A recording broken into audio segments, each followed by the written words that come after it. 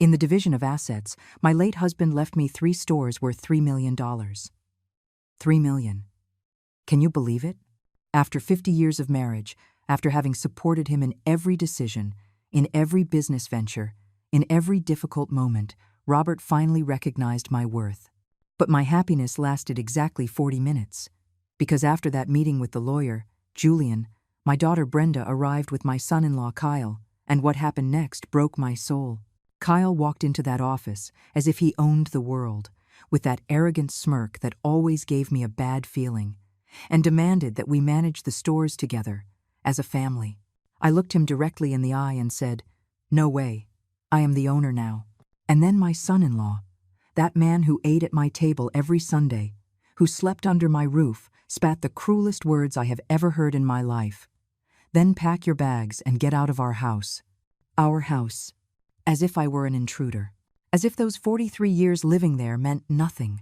In that instant, the lawyer, Julian, let out a strange, almost diabolical little laugh. And what he revealed next made Kyle turn completely pale. But wait, because for you to understand the magnitude of what happened, I need to tell you the whole story from the beginning. If you're watching this, subscribe and let me know where you're from in the comments.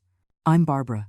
I'm 71 years old, and for 5 decades, I was the perfect wife, the invisible wife.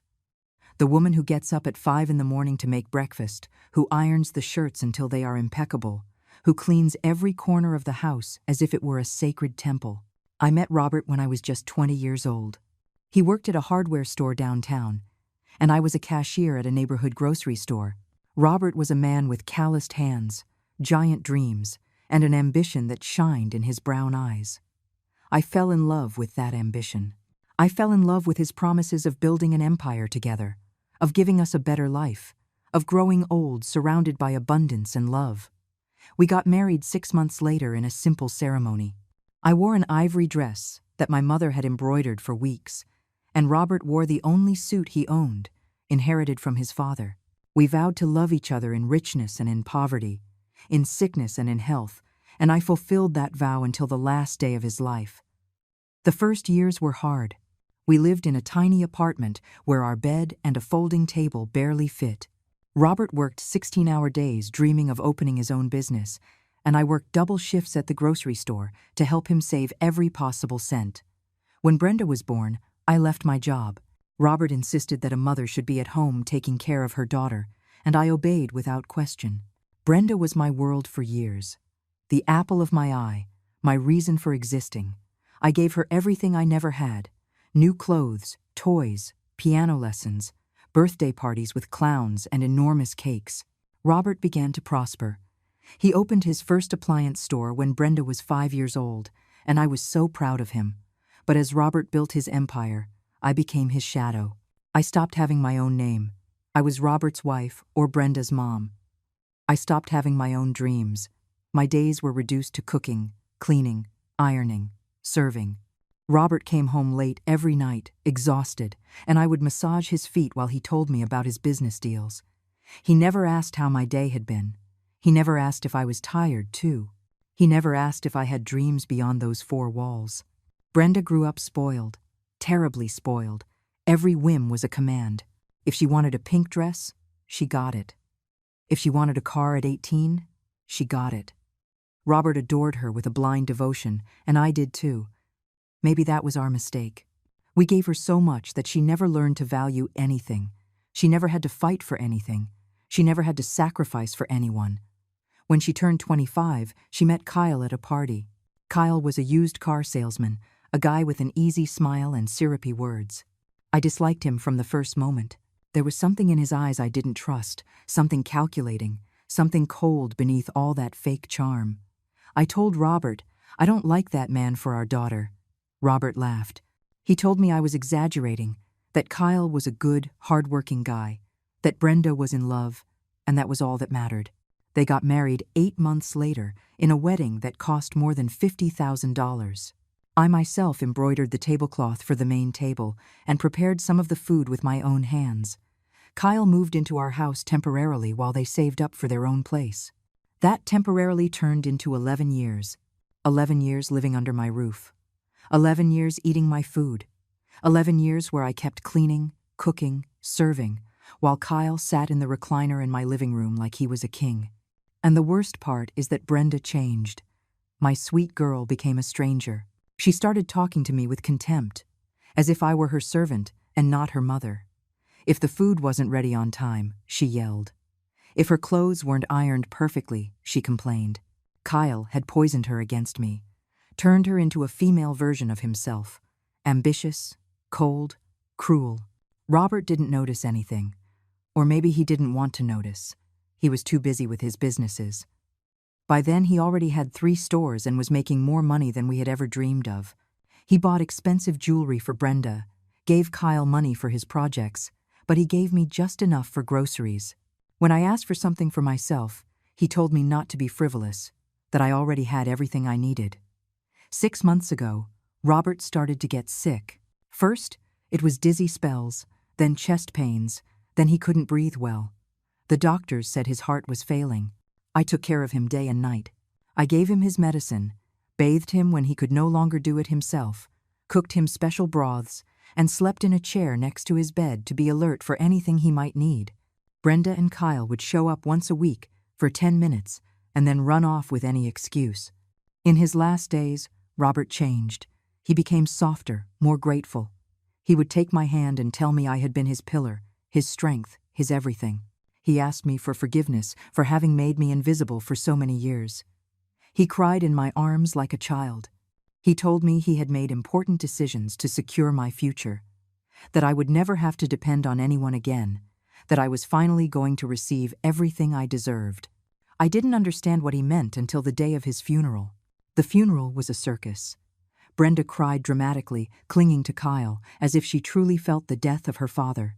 Kyle greeted everyone with the face of a chief mourner, as if he had been the husband and not me.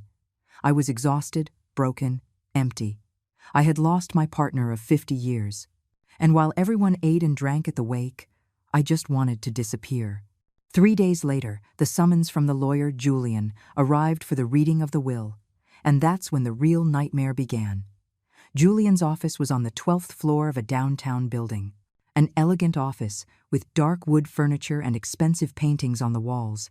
I arrived half an hour early, nervous, not knowing what to expect. Robert had never talked to me about his legal affairs. He had never included me in his financial decisions. I signed where he told me to sign, nodded when he told me to nod, and that was it. It had been that way for 50 years. Julian was a man in his 50s, with small glasses and a kind smile. He offered me coffee and asked how I was handling the loss. I told him it was terrible, that I couldn't sleep, that the house felt empty without Robert. He nodded with understanding and told me we would wait for the other heirs to arrive. I froze. The other heirs? Was Brenda in the will too? Of course she was, I thought. She was his only daughter. Robert would never leave her out. Brenda and Kyle arrived 20 minutes late. She was wearing a tight black suit and dark sunglasses, as if she were a movie star in mourning. Kyle wore a gray suit that probably cost more than I spent on groceries in 3 months. They walked in without even greeting me. Brenda sat as far away from me as possible, and Kyle settled in next to her with that arrogant posture I despised so much. Julian cleared his throat and opened a thick folder full of documents. He began to read in a clear, professional voice. The introduction of the will was standard. Robert declared he was of sound mind, named Julian as the executor, and revoked any previous wills. I barely listened, my heart pounding. Then, Julian got to the important part. To my wife, Barbara, who accompanied me for 50 years with loyalty, sacrifice, and unconditional love, I leave the entirety of my 3 appliance stores located on the city's main avenues, valued together at $3 million. These properties are to be her complete property, free of liens, for her to manage or dispose of as she sees fit. The silence that followed was deathly. I couldn't believe what I had just heard. $3 million? The 3 stores? All for me? I looked at Julian with my eyes full of tears. He smiled warmly at me. Then I heard Kyle's voice, cold and sharp. That's ridiculous. My father-in-law clearly wasn't in his right mind when he did this. A woman her age can't manage a business of that magnitude. Julian looked at him over his glasses. Mr. Anderson made this will 4 months ago. He was evaluated by 2 independent physicians who certified his full mental capacity. This document is completely legal and valid. Kyle clenched his jaw. Brenda took off her sunglasses and looked at me with something I had never seen in her eyes. Pure hatred. And what about me, Mom? Dad didn't leave me anything? Her voice trembled with contained rage. Julian continued reading. To my daughter, Brenda, I leave the sum of $100,000 in an investment account, on the condition that she may only access these funds after 2 years, during which time I hope she will have matured and learned the value of honest work. Brenda stood up, screaming that this was a humiliation, that her father had betrayed her, that $100,000 was a pittance compared to $3 million. Kyle grabbed her by the arm and forced her to sit down, but his eyes were drilling into me with terrifying intensity. Julian closed the folder and handed me the keys to the 3 stores, along with all the legal documents. He explained that from that moment on, I was the sole owner, that I could make any decision about the businesses without consulting anyone, that the money in the company's bank accounts was also mine. I trembled holding those keys. They were heavy, cold, real. For the first time in my life, I had something that was truly mine, something no one had given me out of pity, something I had earned with 50 years of silent dedication. I left that office floating on a strange cloud. I was happy, scared, confused, all at the same time. I went down in the elevator alone because Brenda and Kyle had stayed behind to talk with Julian, probably trying to find some way to contest the will. When I reached the ground floor and walked out onto the street, I took a deep breath. The afternoon sun hit my face, and for a moment, just one moment, I felt free. I took a cab home. To my house, I thought. The house where I had lived for 43 years. During the ride, I imagined what my new life would be like. Maybe I would hire a manager for the stores. Maybe I would learn to run them myself. Maybe I would sell them and travel the world as I had always dreamed. The possibilities were endless, and for the first time, they belonged only to me. I got home and made tea. I sat in the kitchen, in the same chair where I had sat thousands of times. But everything felt different. I was different. I was no longer the invisible Barbara, the Barbara who served and kept quiet. Now I was Barbara the businesswoman, Barbara the millionaire, Barbara the master of her own destiny. I smiled, looking at my teacup. Robert had finally seen me. He had finally valued me. His last act of love had been to give me the wings he had denied me all my life. But my happiness lasted exactly 40 minutes. Because then I heard the front door slam open, furious footsteps in the hallway, and Kyle's voice shouting my name like a curse. He stormed into the kitchen like a hurricane, with Brenda trailing behind him, crying and whining. Kyle planted himself in front of me with his arms crossed and that sarcastic smirk that turned my stomach. "Barbara, we need to talk about the stores," he said with a false calm that was more terrifying than his yelling. I set my teacup on the table and looked at him firmly. "There's nothing to talk about, Kyle. The stores are mine." He let out a cruel laugh. "Come on, Barbara. You don't know the first thing about business. I've been helping Robert with those stores for the last 5 years. I know the suppliers, the employees, the numbers, everything. You barely know how to add and subtract." I felt my blood boil. Maybe I don't know about business, but I'll learn. The stores are mine, and I decide what to do with them. Brenda approached, her eyes red and swollen. "Mom, please." Dad clearly made a mistake. He wasn't well those last few months. You know that. He was confused, medicated, saying things that didn't make sense. That will doesn't reflect his true wishes. I looked at her, incredulous.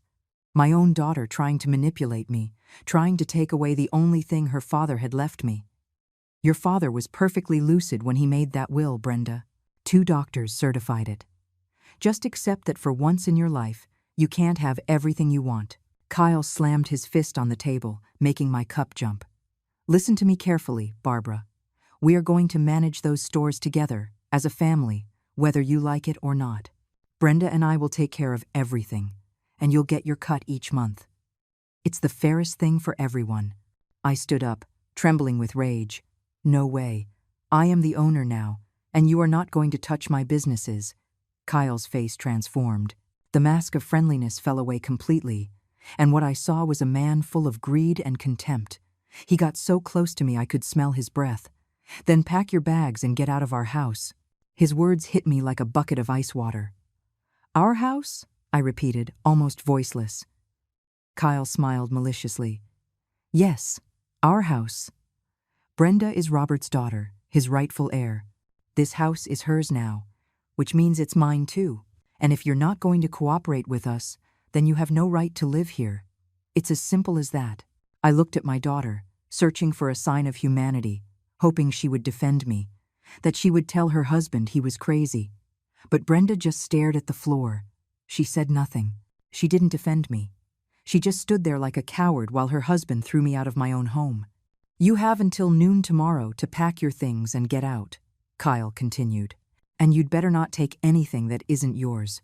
No jewelry, no money, nothing that belonged to Robert. Just your old clothes and your personal junk." I felt my legs tremble. "This is my house. I've lived here for 43 years. You can't just throw me out like this." Kyle laughed in my face. "Just watch us. And if you don't leave peacefully, we'll call the cops and have you dragged out. You want your neighbors to see you being hauled away like a vagrant? Because I have no problem doing it." At that moment, I heard something that froze my blood. A laugh. A quiet, almost imperceptible laugh, coming from the kitchen doorway. The three of us turned, and there was the lawyer, Julian, leaning against the doorframe with a strange smile on his face. We hadn't heard him come in.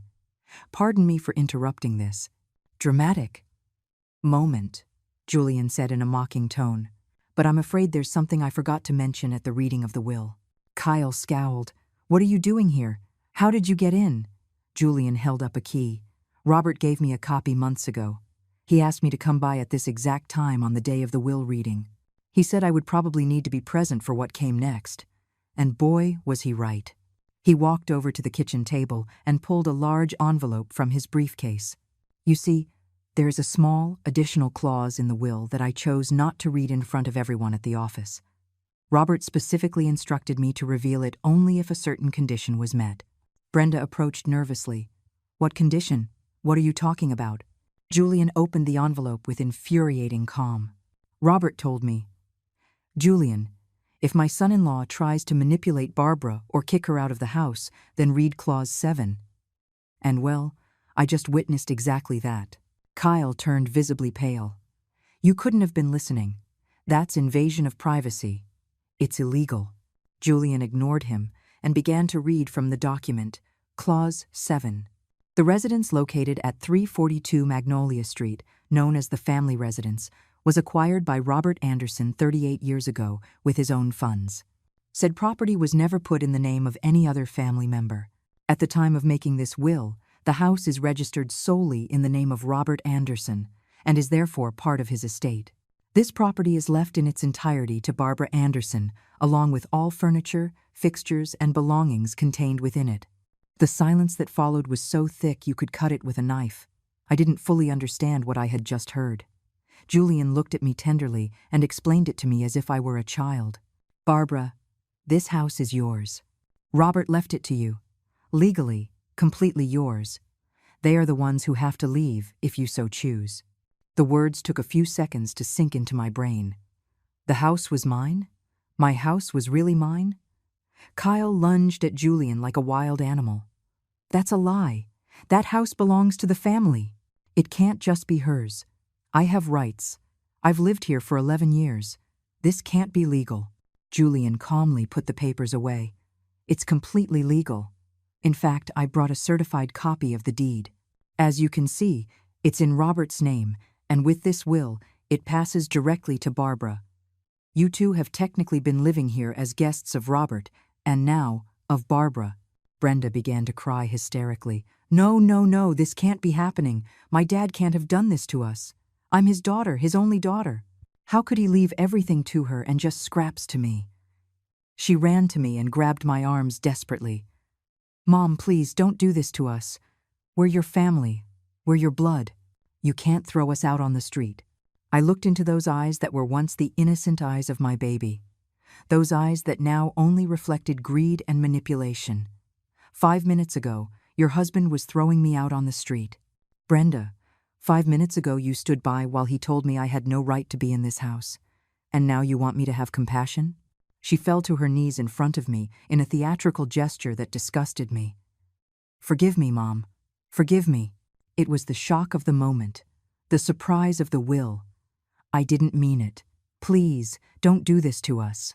Kyle approached me with a forced smile, trying to regain his composure. Barbara, let's be reasonable. We're family.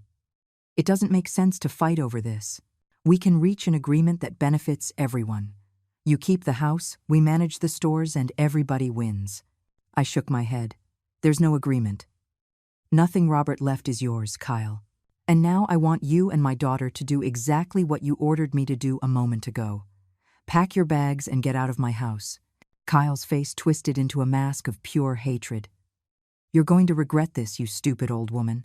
I have much better lawyers than this incompetent fool. I'm going to prove Robert was senile, that you manipulated him in his final days, that this will is a fraud. I'm going to take everything from you, absolutely everything, and you're going to die alone and in misery, just like you deserve. Julian stepped forward. I recommend you leave right now, Kyle, before I call the police for threatening and intimidating my client.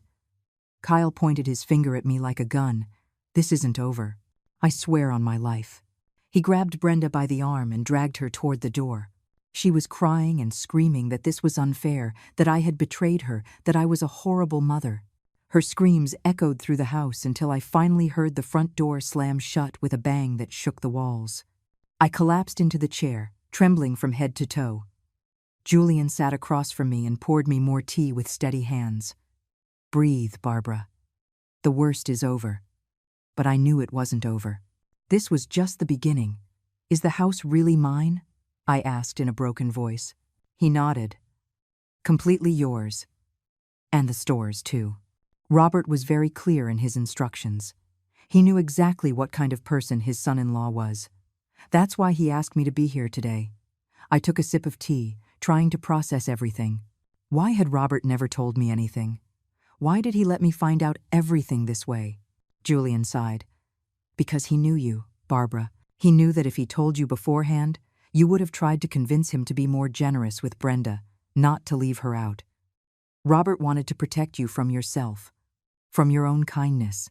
Hot tears rolled down my cheeks. My husband had known me better than I knew myself. He had anticipated every move, every reaction.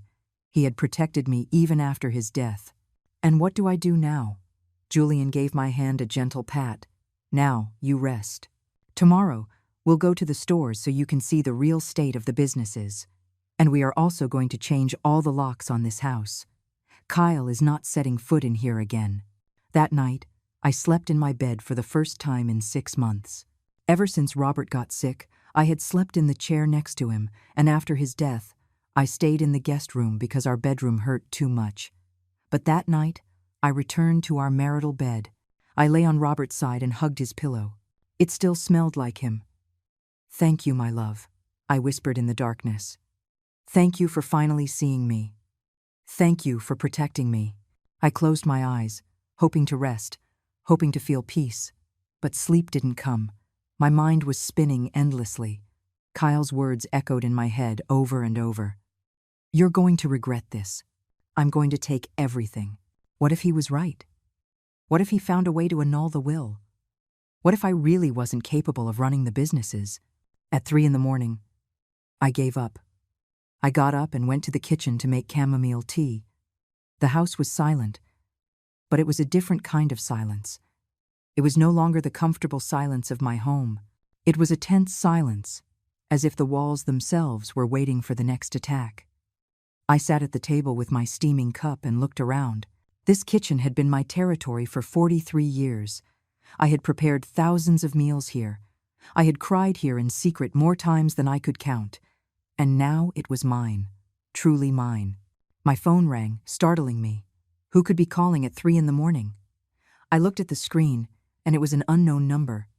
I hesitated before answering, but something made me swipe the green icon. Hello? The voice on the other end froze my blood. It was Brenda, but she sounded strange, distorted, as if she were crying and talking at the same time. Mom, please, you have to help me. Kyle is furious. He's destroying everything in the hotel room. He's saying horrible things. He says he's going to ruin you, that he's going to invent proof that you abused Dad, that he's going to tell everyone you're an abuser. I felt a knot in my stomach. Brenda, I never abused your father. Everyone knows how I cared for him until his last breath. She sobbed harder. I know, Mom. But Kyle knows people, dangerous people. He says he can get false witnesses, doctors who will say Dad had signs of abuse. Mom, I'm scared. I don't know what to do. For a moment, just one moment, my maternal instinct wanted to take over. I wanted to tell her to come home, that everything would be all right. But then I remembered her face when Kyle was throwing me out. I remembered her complicit silence. I remembered that she didn't say a single word in my defense. Brenda, if Kyle does something illegal, he will go to jail. I have an excellent lawyer and the truth on my side. There was a long silence on the other end of the line. When she spoke again, her voice was completely different. Cold, calculating. So that's your final word, isn't it? You're going to leave us on the street with nothing. I realized it had all been an act. The tears, the fear, all fake. Brenda, your father left you $100,000. That's not nothing. And when 2 years pass, it will be yours. She laughed bitterly. $100,000. Do you know how much we owe, Mom? Do you know how much debt Kyle and I are in? More than $200,000. Credit cards, loans, everything. We thought that when Dad died, we would inherit enough to pay it all off and live well. But no, he decided to give it all to you, to the maid whose only job her entire life was scrubbing floors. Her words pierced me like knives. A maid? Is that how you see me? I'm your mother, Brenda. You're a fool who never knew how to value what she had. Dad built that empire, and you just got in the way in the kitchen. And now you have the nerve to keep it all when we're young, when we have our whole lives ahead of us. You've already lived your life. What do you need $3 million for at your age? I couldn't believe what I was hearing. This wasn't my daughter. Or maybe she was, and I had been blind all these years. I'm hanging up now, Brenda. Wait. Her voice became pleading again. Mom, please, I have a proposal. Sell the stores to us. We'll give you $500,000 in cash, and we'll take over the businesses. You can live peacefully on that money for the rest of your life, and we can get out of debt. $500,000 out of $3 million. They wanted to steal more than $2 million from me? No, Brenda. The answer is no. She screamed with so much fury I had to pull the phone away from my ear. Then you face the consequences. Kyle is right. You are a miserable, selfish old woman. I wish you had died instead of Dad. I hung up. My hands were shaking so badly I almost dropped the phone. My own daughter had just wished me dead.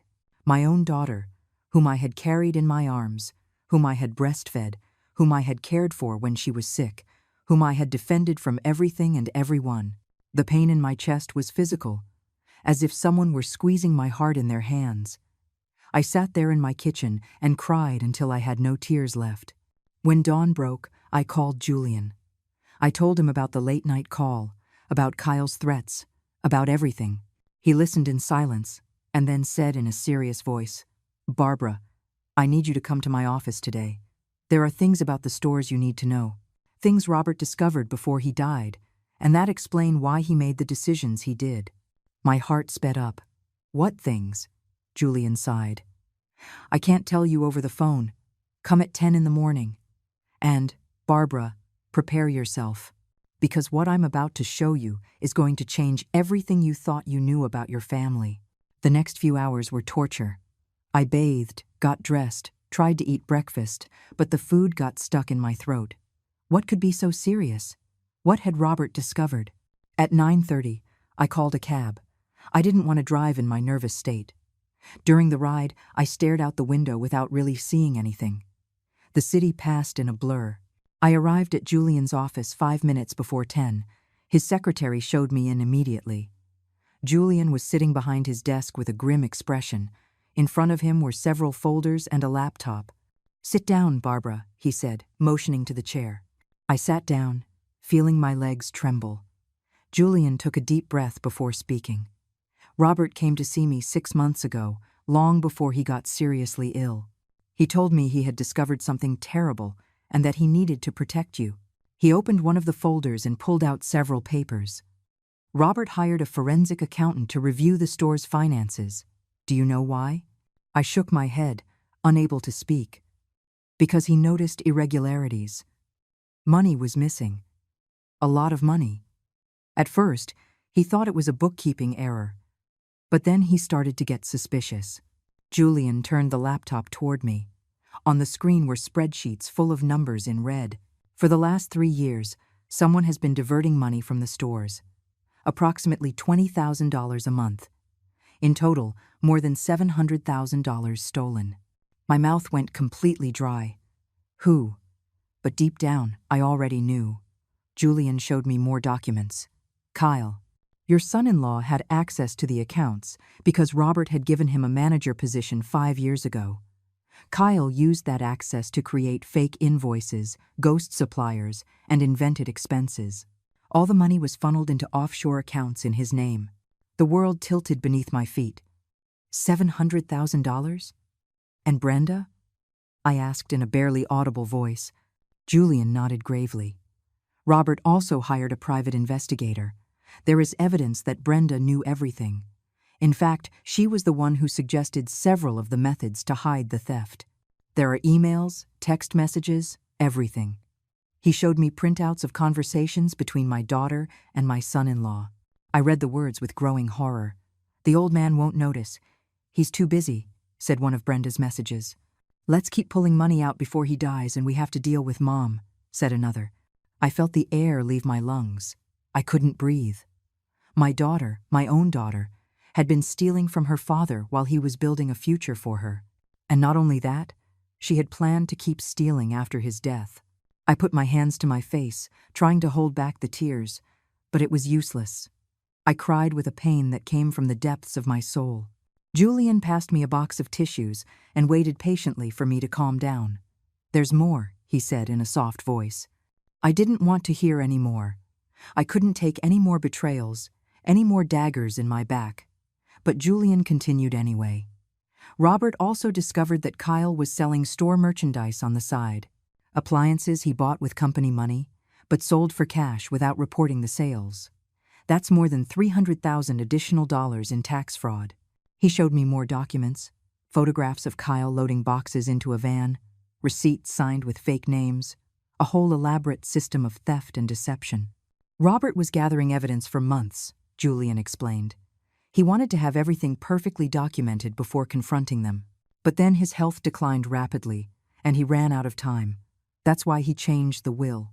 Why he made sure to leave everything to you and not to them. He didn't want them to continue destroying what he had built with so much effort. I looked at all those papers scattered on the desk. Irrefutable proof of my daughter and son-in-law's betrayal. Why did Robert never tell me anything? Julian closed the laptop carefully. Because he knew you, Barbara. He knew that if you found out, you would have tried to fix things, to forgive, to give them another chance. Robert told me, quote, "My wife has a heart that is too good for her own good. That's why I need to protect her, even from herself." More tears rolled down my cheeks. My husband had carried that pain alone, that monumental disappointment. He had discovered his only daughter was a thief and couldn't tell me because he knew I would defend her. What do I do with this now? I asked, pointing to the documents. Julian leaned forward with a serious expression. That's your decision, Barbara. You have 3 options. First, you can report all of this to the IRS and the police. Kyle and Brenda would go to prison for tax fraud, theft, and embezzlement. Second, you can use this information as leverage. If they try to contest the will or cause you problems, you threaten to make all this evidence public. Third, you can forgive them and do nothing, although I would personally recommend against that option. I was silent for a long time. Part of me, the mother who still lived in some corner of my heart, wanted to find a justification for what Brenda had done. Maybe Kyle had manipulated her. Maybe she was scared. Maybe she didn't understand the magnitude of her actions. But then I remembered her words on the phone the night before. I remembered how she called me a maid, how she wished me dead. It hadn't been manipulation. It had been pure greed and genuine contempt. "I can't decide yet," I said finally. "I need time to process all of this." Julian nodded sympathetically. "Take all the time you need. In the meantime, I'll keep all the evidence in my safe. And there's something else you need to know." He opened another folder, this one with documents that looked more recent. "I've been reviewing the store's bank accounts since Robert died. In the last 2 weeks, since the funeral, Kyle has made unauthorized withdrawals totaling $85,000. My head was spinning. How is that possible? How does he still have access? Julian frowned. Robert had given him signing authority years ago. Technically, that authority was revoked upon his death, but Kyle used it before the banks updated their systems. I've already filed a formal complaint, and the banks are going to reverse those transactions, but the money has already been transferred to accounts overseas. It's going to be difficult to recover. $85,000 more. On top of the $700,000 they had already stolen. Almost $1 million in total. And they probably would have kept stealing if Robert hadn't discovered them. Rage began to replace the sadness in my chest. A cold, clear rage I had never felt before. Julian, I want to see the stores. I want to know every detail of the businesses. I want to know exactly what they did and how they did it. Julian smiled for the first time all meeting. That's exactly what I was hoping to hear. Robert left me specific instructions on how to help you take control of everything. I have here the names of the trustworthy employees, the real managers who kept the stores running while Kyle was stealing. He passed me a list with several names. These men and women are loyal, honest, and know the business better than anyone. They are going to help you. We left the office and went straight to the main store, the largest of the three. It was located on a busy commercial avenue. It was a huge space with wide windows and a sign that said Anderson Appliances in large green letters. I had never set foot inside. For all these years, Robert handled the businesses, and I stayed home. Now, crossing that threshold, I felt a mix of pride and terror. The employees looked at us with curiosity. Julian asked to speak with the manager, a man named Mark, who had been working there for 15 years. Mark was a man in his 50s, bald, with thick glasses and a kind smile. When Julian explained who I was and that I was the new owner, Mark became visibly emotional. "Mrs. Anderson, Mr. Robert spoke highly of you these last few months. He told me that if anything happened to him, I was to help you in any way you needed." I shook his hand, feeling a genuine warmth from the man. "Mark, I need you to teach me everything. I want to learn how this works." He nodded enthusiastically and began to show me every corner of the store. He explained inventories, suppliers, sales, promotions. He spoke with such passion that his energy was contagious. "Mr. Fortius, Robert was a great man," he told me at one point. "But Mr. Kyle," he paused awkwardly. "You can speak freely, Mark. I know what Kyle did." His face relaxed with relief. "Mr. Kyle was a disaster, ma'am. He treated the employees badly. He made shady deals. He was always looking for ways to skim money off the top. Many of us told Mr. Robert, but Mr. Kyle was very skilled at hiding his tracks." He showed me the office where Kyle worked. There were cardboard boxes everywhere, filled with disorganized papers. "Mr. Kyle left in a hurry after the funeral and left all this here." Julian and I began to go through those boxes. We found more evidence of Kyle's illegal activities, duplicate invoices, altered receipts, contracts with shell companies. It was like a labyrinth of corruption and deceit. "I'm going to photograph all of this," Julian said, taking out his phone. "It adds more proof to what we already have." Mark brought us coffee, and we stayed there for several hours, reviewing every document. When we left the store, it was already dark. Julian took me to dinner at a small restaurant near my house. I could barely eat. My head was full of information, numbers, plans, decisions to be made. "Barbara, I know this is overwhelming," Julian said, "but I want you to know something. Robert told me you were the strongest person he had ever met, that you had endured years of invisibility with dignity, that you had raised a difficult daughter with infinite patience, that you had kept that house running like clockwork. He believed that if anyone could pull these businesses through, it was you." His words filled me with a strange emotion. pride mixed with sadness. Robert had seen something in me that I never saw in myself. "I don't know if I can do it, Julian." He put his hand on mine. "You don't have to do it alone. You have Mark and the team of loyal employees. You have me. And above all, you have something Kyle never had: integrity." I got home exhausted, physically and emotionally. I turned on only the living room light and sat on the sofa where I had watched television with Robert so many times. The house felt huge and empty without him. I picked up my phone and looked at the screen. I had 17 missed calls from Brenda and 23 text messages. I read them one by one. The first ones were pleading, begging me to reconsider, telling me she was my only daughter and that she needed me. The next ones became more desperate, threatening. The last one said, "I'm coming to the house tomorrow to get my things. You'd better let me in, or I'm calling the police." I smiled bitterly. Let her call the police. Let her do whatever she wanted. I had the keys. I had the documents.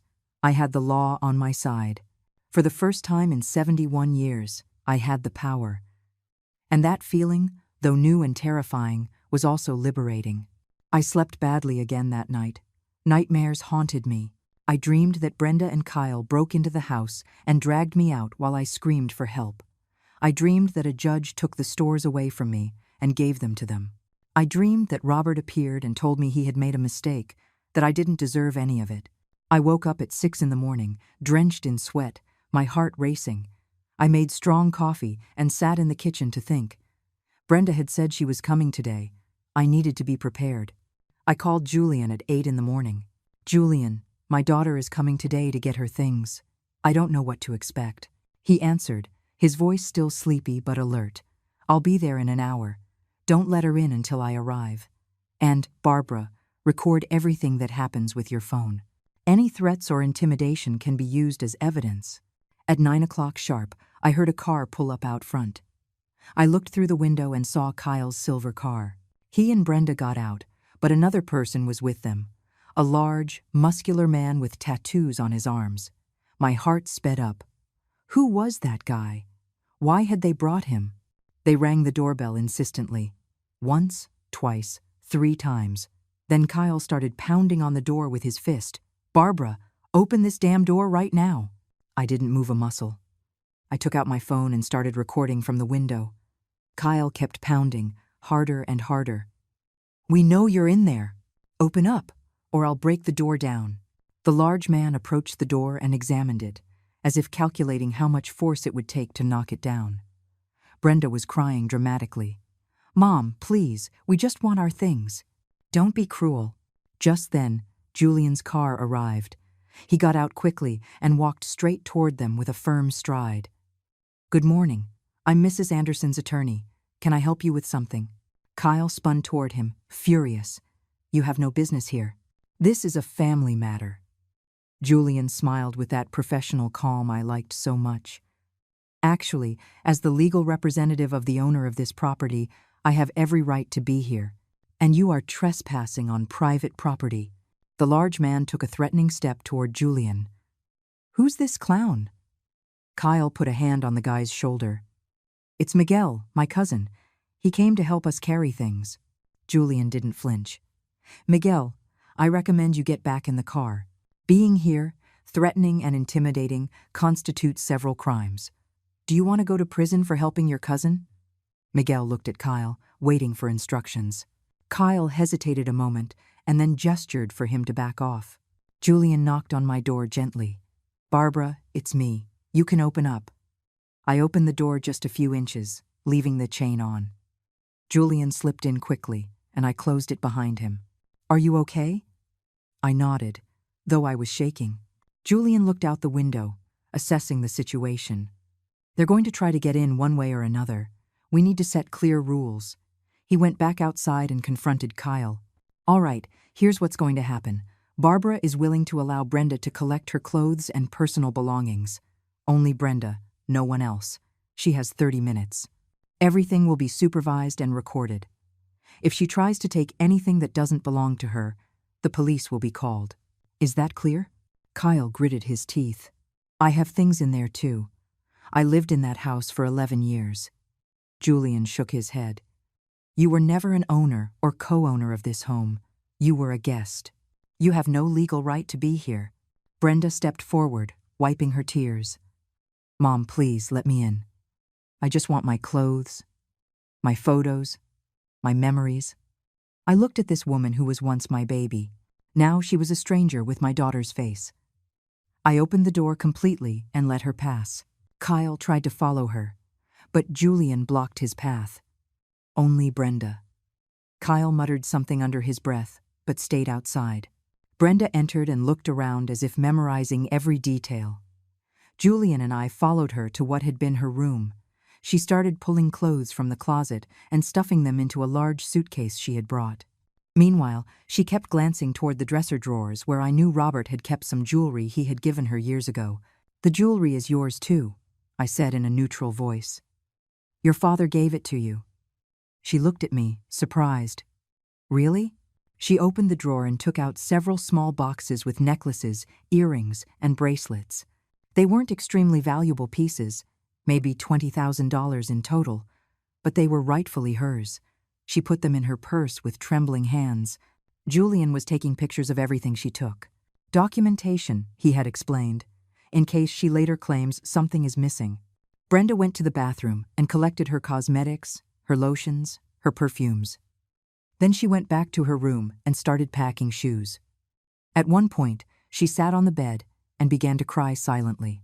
"I can't believe this is happening," she whispered. "I can't believe my own mother is kicking me out like trash." I sat next to her, keeping some distance. "Brenda, you were the one who chose to steal from your father. You were the one who chose a man over your family. You were the one who called me a maid and wished me dead." She raised her face and looked at me with bloodshot eyes. "I was angry. People say horrible things when they're angry. I didn't mean it." I took out my phone and found the screenshots of the messages Julian had shown me. The messages where she and Kyle planned to steal more money, where they laughed at Robert, where they talked about me as an obstacle. "You didn't mean this either?" Brenda turned pale when she saw her own words on the screen. "Where did you get that?" "That's private. You can't have access to my messages." Julian intervened with a cold voice. "Your father hired investigators before he died. All of this is legal evidence of fraud and theft, and there's much more." Brenda stood up abruptly. "You set me up. Dad set us up." I shook my head with infinite sadness. "No, honey. Your father gave you opportunities. He gave you love. He gave you an education. He gave you everything you asked for. You and Kyle chose to betray him." She grabbed her suitcase violently. "I'm not staying here to listen to this. I have my clothes. I'm leaving." She headed for the door but stopped in the hallway. She looked toward the master bedroom, where many of Robert's things still were. "I want something of Dad's," she said in a broken voice. "Something to remember him by." I hesitated for a moment. Then I went to the bedroom and took a framed photo from the drawer of Robert with Brenda when she was little. In the picture, he was holding her in his arms, and both were smiling. It was before everything got complicated, before greed and ambition ruined it all. "Here," I said, handing her the frame. She took it and hugged the photograph to her chest, sobbing. For a moment, just one moment, I saw my little girl again. I saw the 5-year-old Brenda who would run to me when she fell and scraped her knees. The Brenda who told me I was the best mom in the world. But that moment passed quickly. The adult woman in front of me was no longer that girl. I don't know if she ever really had been, or if I had only been seeing what I wanted to see. We walked to the front door. Kyle was still outside, smoking a cigarette impatiently. When he saw Brenda come out with the suitcase, he threw the cigarette down and approached. "Is that it? Just one suitcase?" Brenda nodded without speaking. Kyle looked at me with pure hatred. "This isn't over, Barbara, I promise you." Julian stepped forward. "Any attempt at harassment, threats, or intimidation will be reported to the authorities immediately. And Kyle, I know about the $85,000 you stole from the accounts 2 weeks ago. That's a federal crime." Kyle's face crumpled. "I don't know what you're talking about." Julian smiled. "Of course you do. And I also know about the $700,000 from the last 3 years. I have all the documentation. Fake invoices, ghost suppliers, merchandise sold illegally. You want me to continue?" Kyle opened his mouth to respond, but no sound came out. Miguel approached, confused. "Cousin, what's he talking about?" Brenda pulled Kyle by the arm. "Let's go. Now." They walked quickly to the car. Before getting in, Kyle yelled one last thing at me. "Enjoy your victory while you can, old woman. This is just the beginning." The car sped off with a squeal of tires and disappeared down the street. I stood there in the doorway of my house, watching them go. Julian put a hand on my shoulder. "You did the right thing, Barbara." But I didn't feel good. I felt empty, hollow, as if something essential had broken inside me. I had lost my daughter. Maybe I had lost her years ago and was only just realizing it. We went inside, and Julian locked the door. "I'm going to hire security for you." I don't like Kyle's attitude. I don't trust him not to try something desperate. I sat on the sofa, my legs trembling. "Do you think he's capable of hurting me?" Julian sat across from me with a serious expression. "I think he's a desperate man with enormous debts who just lost access to his easy money source. Desperate men do unpredictable things." Julian's words chilled me to the bone. For the next 3 days, I hired a security company that installed cameras all around the house and an alarm system connected directly to the police. I also changed all the locks. Every night, I checked 3 times that all the doors and windows were securely locked before going to bed. Fear had settled in my chest and wouldn't let me breathe easy. Julian came by every day to check on me. He also helped me understand the businesses better. We spent hours at the stores with Mark, who turned out to be a treasure trove of knowledge and loyalty. He taught me all about inventory, sales, and marketing strategies. At first, it all seemed overwhelming, but little by little, I started to understand how it worked, and to my surprise, I discovered I had an aptitude for it. The numbers made sense to me. The business strategies seemed logical. One afternoon, while we were reviewing the accounting books at the main store, Mark said something that got me thinking. "Mrs. Anderson, do you know these stores could be generating double the profits if we eliminate all the corruption Mr. Kyle installed?" I looked at him, surprised. "Double?" He nodded. "Mr. Kyle didn't just steal money. He also made deals with corrupt suppliers who sold us more expensive products in exchange for kickbacks for him. If we renegotiate those contracts and clean up the operation, we can increase profits significantly." I thought about that. My husband had built an empire, and Kyle had been bleeding it dry. How much bigger could the business have been without that constant drain? "Mark, I want you to make a list of all those corrupt suppliers. We are going to cancel every one of those contracts and find honest alternatives." His eyes lit up with enthusiasm. "That's exactly what we need to do, mister. Robert would be proud of you." That night, as I was eating dinner alone in my kitchen, my phone rang. It was an unknown number. I hesitated before answering, remembering Kyle's threats. But something made me swipe the green button. "Hello?" The voice on the other end surprised me. It was a young, nervous woman. "Mrs. Anderson? My name is Karen. I work at Store 2. I need to talk to you about something very important. But I can't do it over the phone. Can we meet tomorrow?" Her urgent tone worried me. "What is it about, Karen?" There was a long pause. "It's about Mr. Kyle. He called me 2 days ago. He offered me money to do something illegal. I told him no, but I'm afraid he'll try with other employees. I need to tell you everything." My heart began to beat faster. "What did he want you to do?" Another silence. "Ma'am, please." "Not over the phone. Can you come to Store 2 tomorrow at 8 in the morning? Before it opens to the public." I agreed, although a part of me feared it was a trap. I called Julian immediately and told him about the call. He was also cautious. "I'm going with you tomorrow. Do not go alone." I barely slept that night, imagining what Kyle could want that was so serious. At 7 in the morning I was ready. Julian picked me up at 7:30. The drive to Store 2 felt endless. Karen was waiting for us at the door. She was a young woman of about 25, thin, with her hair pulled back in a ponytail. She looked terrified. We entered the empty store, and she took us to the small office in the back. She took out her cell phone and showed us text messages from a number she confirmed was Kyle's. I read them with growing horror. "Karen, I need your help urgently. I'll pay you $10,000 in cash if you do something for me," the message said. Karen had replied, asking what it was. Kyle's response was chilling. I need you to plant evidence that my mother-in-law is stealing money from the stores, fake invoices in her name, unauthorized withdrawals that look like she signed them. I have everything prepared, I just need you to place it in the files. I sat down, feeling like my legs wouldn't hold me. Kyle wanted to frame me, to make me look like the thief so he could take the stores away. Julian took Karen's phone and began taking screenshots of everything. What did you reply? He asked her. Karen looked on the verge of tears. I told him no, that I would never do something like that. Then he threatened me. He said if I didn't cooperate, he would have me fired and make sure I never got a job anywhere else. I got really scared. Julian kept reading the messages. This is attempted fraud, conspiracy to commit a crime, and threats. Kyle just committed several more crimes with these messages. Karen looked at us with pleading eyes. I don't know if I did the right thing by telling you, but Mr. Robert was always good to me. He gave me this job when I really needed it.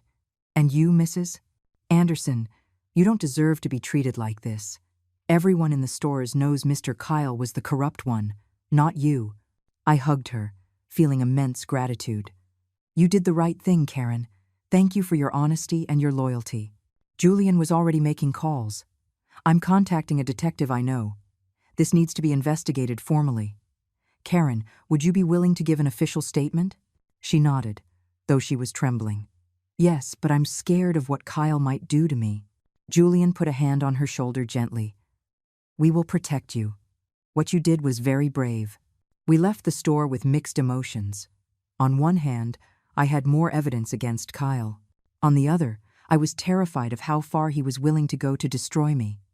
Julian, what do we do now? He put his phone away with a determined expression. Now, we go on the offensive. Kyle made a huge mistake by involving Karen. We now have recent evidence of attempted fraud. It's time to take all of this to the authorities. We went directly to the district attorney's office. Julian had made an emergency appointment. We spent 3 hours there, presenting all the evidence. The $700,000 stolen over 3 years, the $85,000 taken after Robert's death, the illegally sold merchandise, and now the attempt to frame me with false documents. The DA, a man of about 45 named David Chen, reviewed everything with growing attention. This is more than enough to open a formal criminal investigation, he said finally.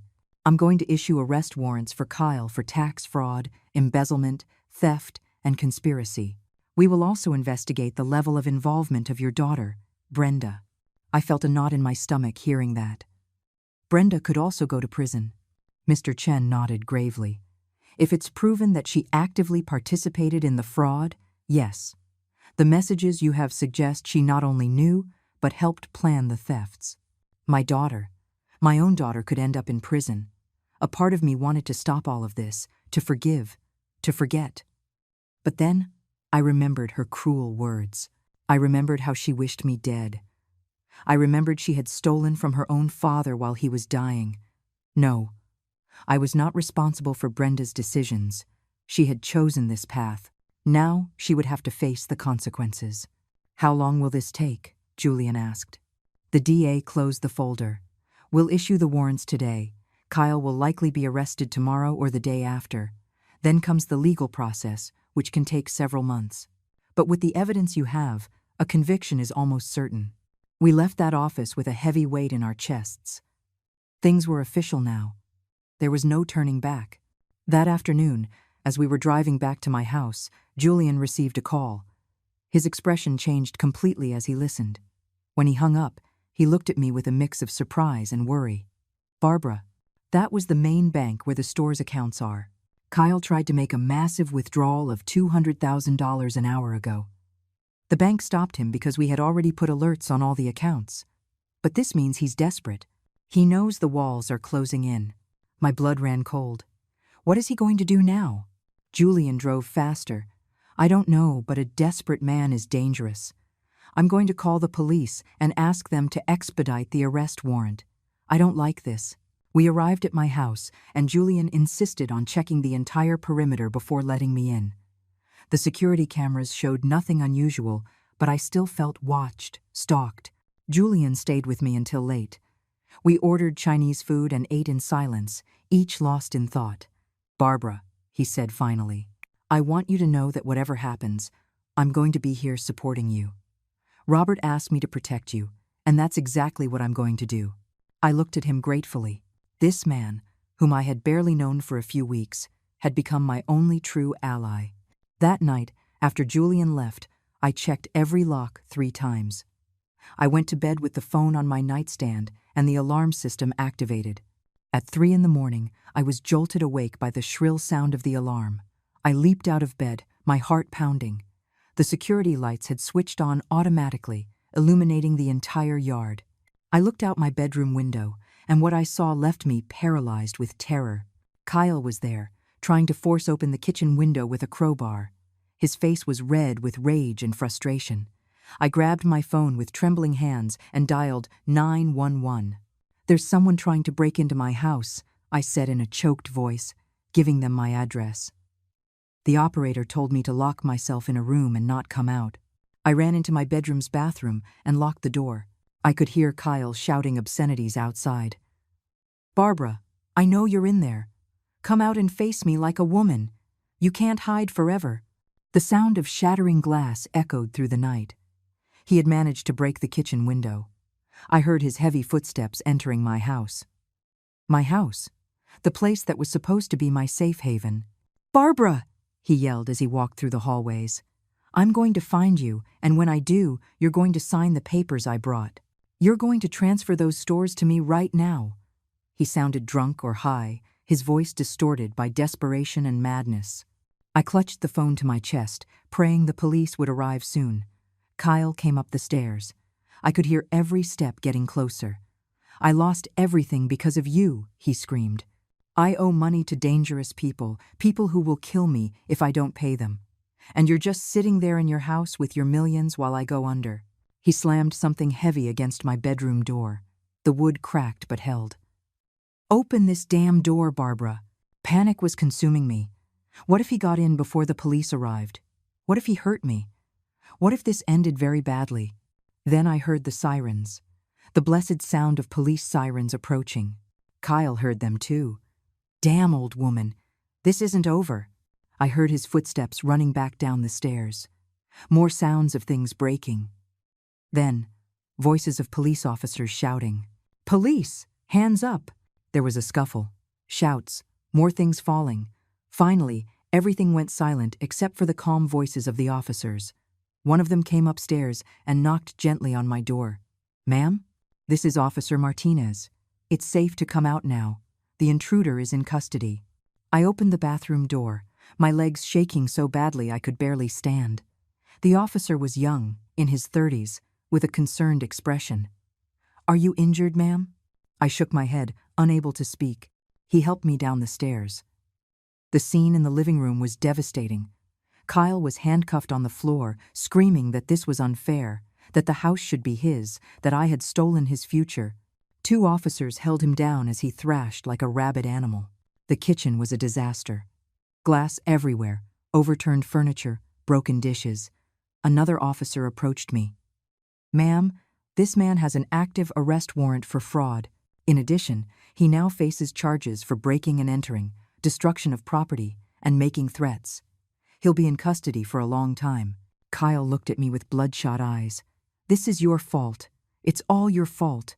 I hope you die alone and miserable." The officers dragged him out of the house. His screams faded as they put him in the patrol car. I collapsed onto the sofa, which was miraculously still intact. One of the officers brought me water. Paramedics arrived to check on me, even though I insisted I was fine. My blood pressure was through the roof. They recommended I go to the hospital, but I refused. I just wanted everyone to leave, to let me process what had just happened. Julian arrived half an hour later.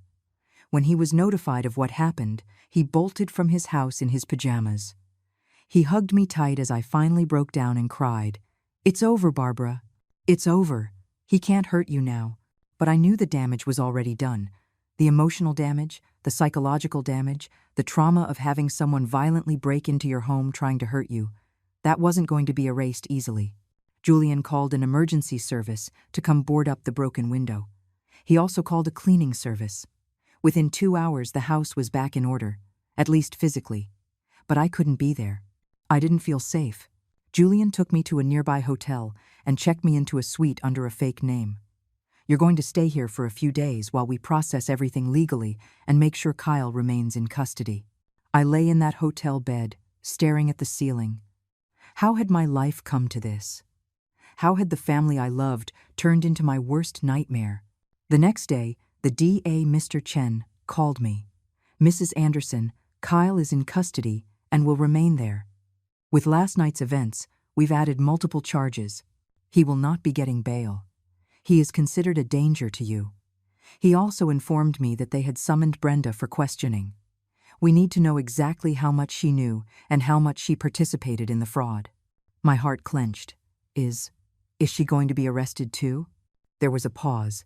"It depends on her statement and the evidence we find." "But ma'am, I need you to understand something. Your daughter is an adult. She made conscious decisions. If she participated in criminal activities, she must answer for them." I hung up the phone and cried for hours. My family had completely disintegrated. My husband was dead. My son-in-law was in prison. My daughter was under criminal investigation, and I was hiding in a hotel, fearing for my life. 3 days later, Julian came to the hotel with news. Brenda gave her statement to the DA. She confessed her involvement in the fraud. She claims Kyle manipulated her, that she was afraid of him, that she didn't know it was so serious. I sat up straight. Did they believe her? Julian shook his head. "The text messages we have show she was an active participant, not a victim. She's trying to reduce her liability. The DA offered her a deal.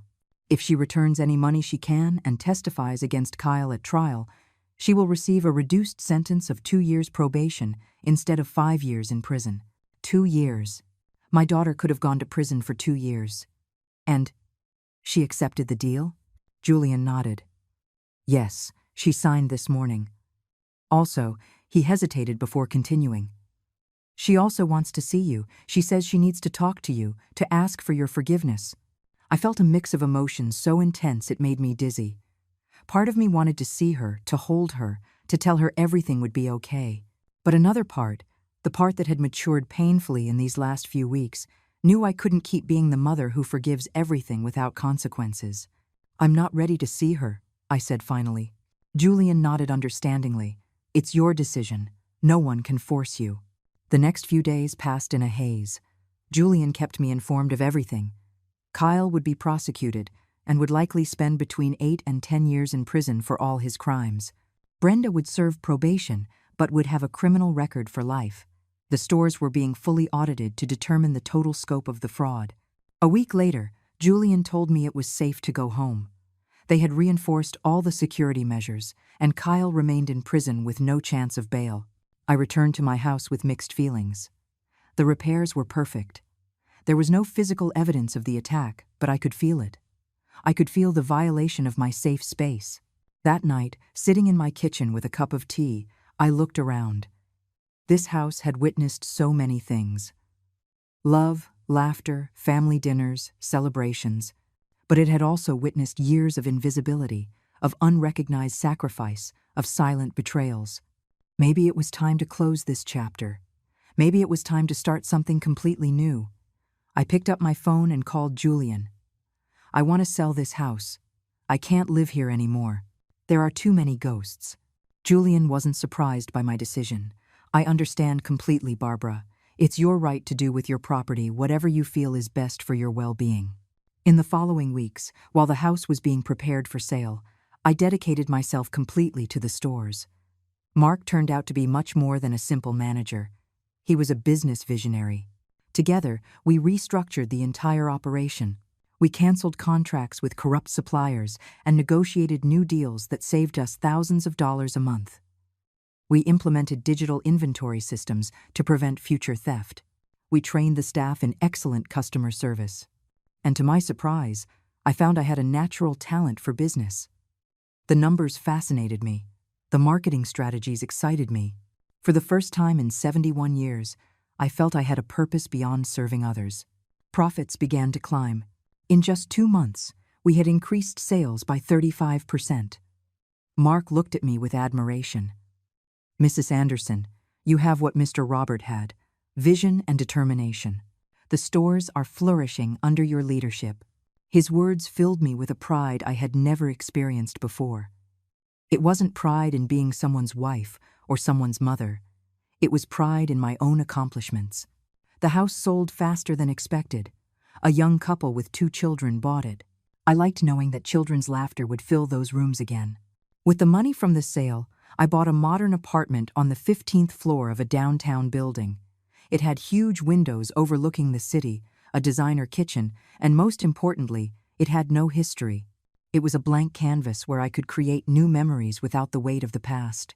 One day, while I was at the store reviewing reports, Karen approached me shyly. "Mrs.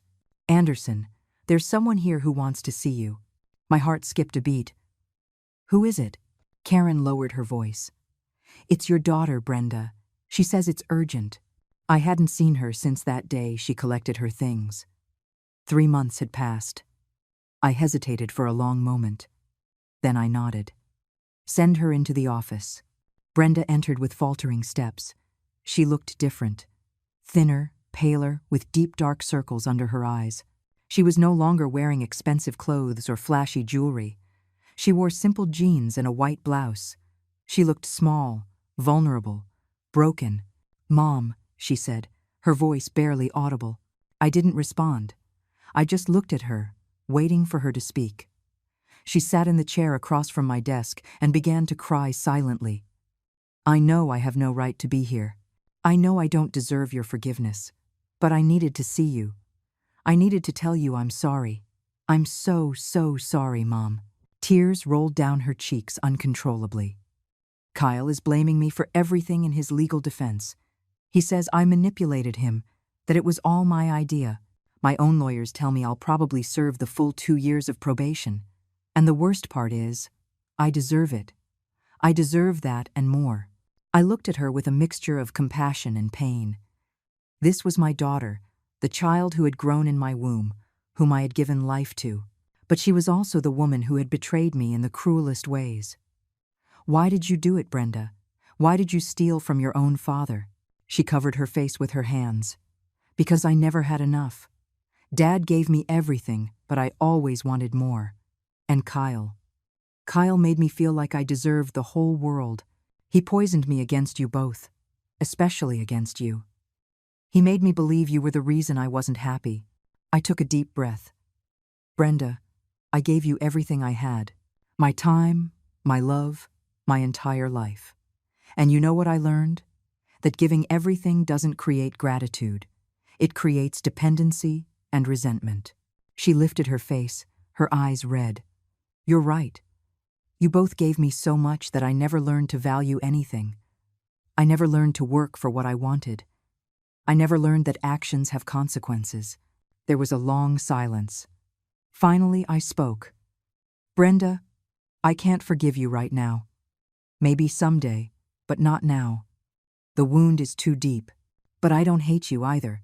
You're my daughter, and a part of me will always love you. However, I need you to understand something. I am not going to rescue you. I am not going to pay your debts. I am not going to hire better lawyers. I am not going to make this go away. You need to face the consequences of your decisions." She nodded through her sobs. "I know. I didn't come to ask for money or help. I just came to tell you I'm sorry and that I'm proud of you. I've heard how you've transformed the stores, how you've become a successful businesswoman. Dad was right to leave it all to you. You were the strong one. You were always the strong one, and we never saw it." Her words cut through me. I never expected to hear something like that from Brenda. "What are you going to do now?" I asked. She wiped her tears. "I got a job at a grocery store as a cashier. It's humble, but it's honest. I'm living in a small apartment with 2 roommates. For the first time in my life, I'm paying my own bills, earning my own money. And you know what, Mom? It's liberating. I don't depend on anyone anymore. I don't have to manipulate or steal. I just have to work." I was surprised to hear that. Maybe there was hope for her after all. "I'm glad to hear that, Brenda." She stood up to leave. At the door, she stopped and turned. "Mom, do you think Someday, we could have some kind of relationship? Not like before. I know that's impossible. But maybe. Something new? Something honest? I thought about it for a moment. Maybe. But it's going to take time. A lot of time. And you're going to have to show me with actions, not with words. She nodded. I will. I promise you. She left, leaving me with a whirlwind of emotions. That night, in my new apartment, I sat in front of the huge windows, looking at the city lights. My phone vibrated. It was a text from Julian. How did it go with Brenda? I replied, difficult, but necessary. I think she's finally growing up. The months continued to pass. Kyle's trial was quick.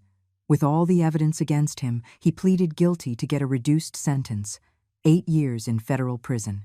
Brenda fulfilled her part of the deal by testifying against him. The relationship between them was destroyed forever. I heard he cursed her in court, calling her a traitor. I continued to build my new life. I hired more trustworthy staff. I opened a 4th store in an up-and-coming commercial district. The profits multiplied. I became known in business circles as the widow who turned a legacy into an empire. I was invited to give talks at women's entrepreneurship events. I, who had never formally worked a day in my life, was now inspiring other women. On the 1st anniversary of Robert's death, I went to his grave alone. I brought his favorite flowers, yellow carnations. I sat on the grass next to his headstone and talked to him as if he could hear me. Robert, I did it. I took what you left me, and I made it grow. I transformed the stores into something even bigger than you imagined. But more importantly, I transformed myself. I found my voice, I found my strength, I found the Barbara who was hidden for 50 years. Tears rolled down my cheeks, but they weren't tears of sadness. They were tears of gratitude and liberation. Thank you for seeing me at the end. Thank you for protecting me even after death. Thank you for giving me the chance to discover who I really am. I stayed there until the sun began to set. Then I stood up, brushed the grass off my skirt, and walked to my car with my head held high. Brenda and I started to see each other occasionally for coffee. Short, careful conversations where we were both learning to know each other as two adults, not as a codependent mother and daughter. She kept working, paying her debts, building an honest life. I watched her with a mixture of pain for what was lost and hope for what could be. A year and a half after the will reading, I received a letter at my office. It was from Kyle, from prison. I hesitated before opening it. Finally, I tore the envelope. The letter read, Barbara, I know I don't deserve your forgiveness. I destroyed your family, betrayed your trust, and tried to steal everything from you. I'm in here paying for my crimes, and I have a lot of time to think about everything I did wrong. I just want you to know that I always knew you were stronger than you looked. That's why I was afraid of you. That's why I wanted to control you. Because I knew that if you ever woke up to your true power, I would be left looking like a fool. And that's exactly what happened. I read the letter twice, then I tore it up and threw it in the trash. I didn't need his recognition or his apologies. I didn't need him for anything. I looked around my elegant office, the walls decorated with business awards, the imported mahogany desk, the spectacular view of the city. I had built all of this with my intelligence, my work, my determination. And you? Have you ever experienced an injustice like this? Have you had to rebuild yourself from scratch? Tell me your story in the comments. Because if I could do it at 71 years old, after half a century of invisibility, you can too. It's never too late to discover your power. It's never too late to become who you really are.